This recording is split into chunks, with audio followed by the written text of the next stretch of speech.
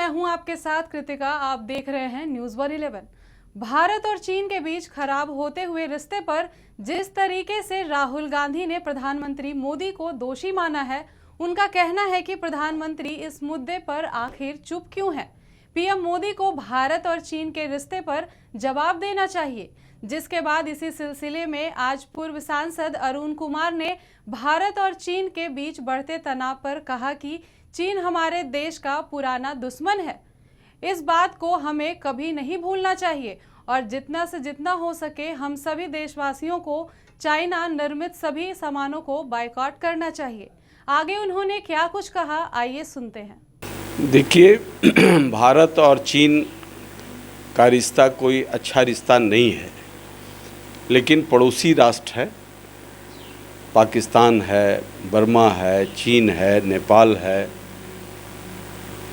अब इस रिश्ते को प्रारंभिक दौर से 1947 में भारत आज़ाद हुआ, 1949 में चीन आज़ाद हुआ। आज़ादी के बाद बहुत दिनों तक चीन आयरन कर्टेन कंट्री रहा, दुनिया से उसका संपर्क नहीं रहा। लेकिन चीन के संबंध में दुनिया के इतिहासकारों का, भारत का भी यह अनुभव रहा है कि चीन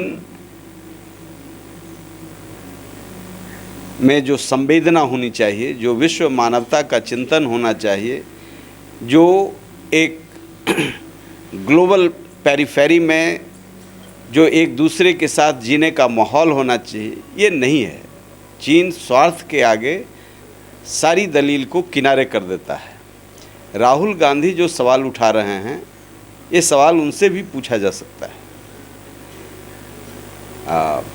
पंचशील में धोखा हुआ,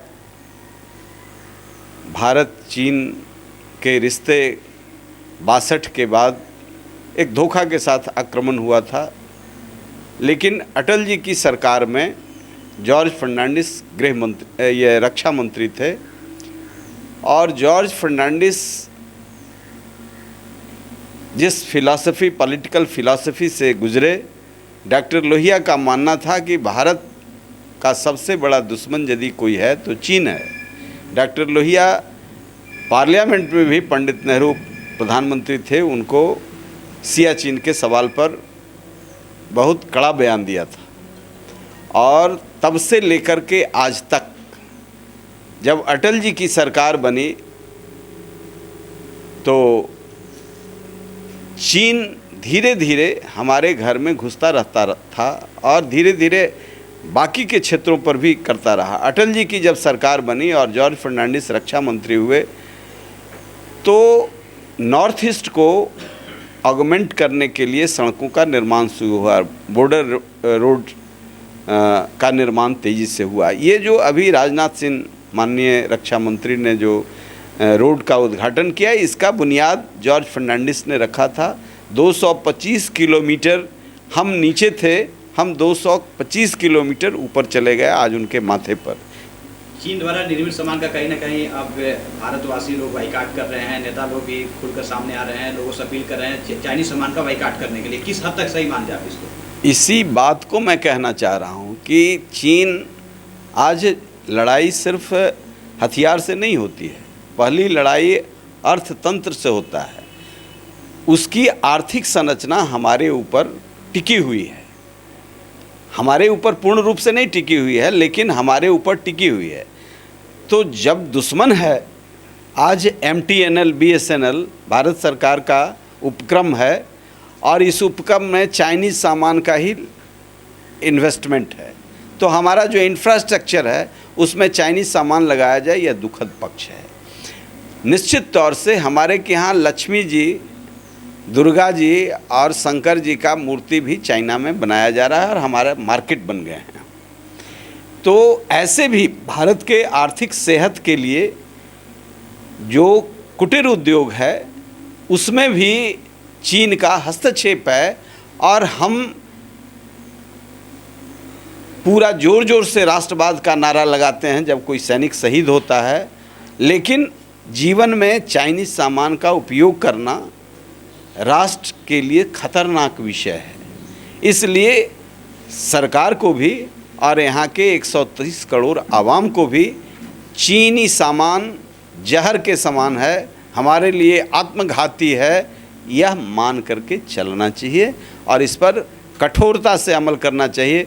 1962 के बाद जिसमें हमारे 33 सैनिक शहीद हुए थे, पहली बार 20 सैनिक शहीद हुए हैं। तो निश्चित तौर से अब मन बना लेना चाहिए कि कोई रॉकेट साइंस नहीं है मूर्ति बनाना, कोई रॉकेट साइंस नहीं है फर्नीचर, लेकिन फर्नीचर भी हम खरीद रहे हैं। अब बड़ा सस्ता है, भाई सस्ता है लेकिन चीनी है।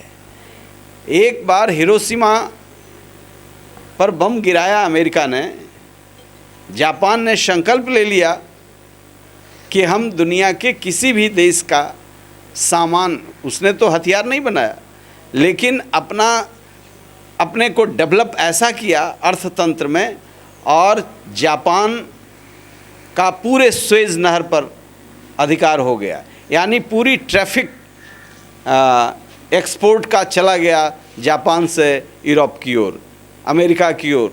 तो ये राष्ट्रवाद इसको कहते हैं। इसलिए मूल राष्ट्रवाद गांव से लेकर के खेत खलिहान में, शहर से लेकर के तमाम बड़े जगहों में भी, होटलों में भी आज switch bulb Chinese, torch, battery, mobile, सब चीज़ में चाइनीज़। तो इसको तो कठोरता से सरकार को भी और हमको भी, आपको भी, सबको जीवन में उतार करके इसको आउटराइट बाइकआउट करना चाहिए। बिहार और झारखंड की तमाम खबरों के लिए हमारे YouTube चैनल को सब्सक्राइब करें और बेल आइकन दबाना ना भूलें।